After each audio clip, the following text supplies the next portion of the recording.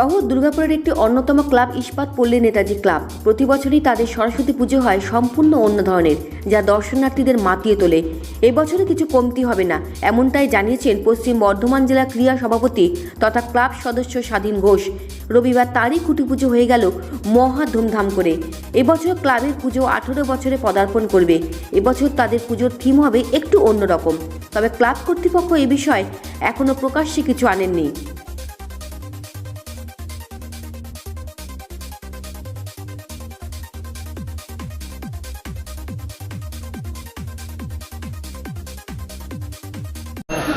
আপনাদের চ্যানেলের মধ্যে দিয়ে প্রত্যেককে শুভেচ্ছা অভিনন্দন ভালোবাসা জানাই।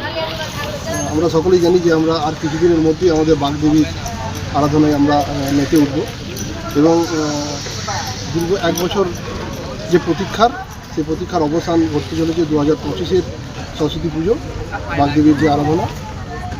নেতাজি স্পোর্টিং ক্লাব, ইস্পাত পল্লী নেতাজি স্পোর্টিং ক্লাবের এটা 18তম বর্ষ এবং আমরা সকলেই জানি যে বাগদেবী বা সরস্বতী বন্দনায় প্রত্যেকটা ঘরে ঘরে যেমন আমরা সকলে মেতে উঠি, ঠিক তেমনই সার্বিকভাবে আমাদের এই নেতাজি স্পোর্টিং ক্লাব, ইস্পাত পল্লী নেতাজি স্পোর্টিং ক্লাব সার্বিকভাবে প্রত্যেকটা বছর কিছু না কিছু নতুনত্ব থাকে।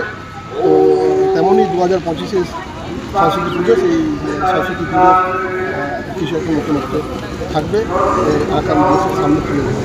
প্রতি বছরই তো বড় বড় আকারের ঠাকুর হয়, এবার কি এবছর চমক থাকছে নাকি কিছু আলাদা? প্রতি বছরই কিছু না কিছু নতুনত্ব থাকে, তো তেমনই এবছরও কিছু রাখার একটা ইচ্ছা সকল সদস্যের মধ্যে।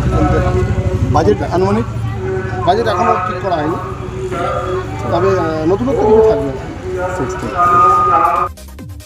দুর্গাপুর থেকে সোমনাথ নায়কের রিপোর্ট, ইনফর্ম দুর্গাপুর ডিজিটাল।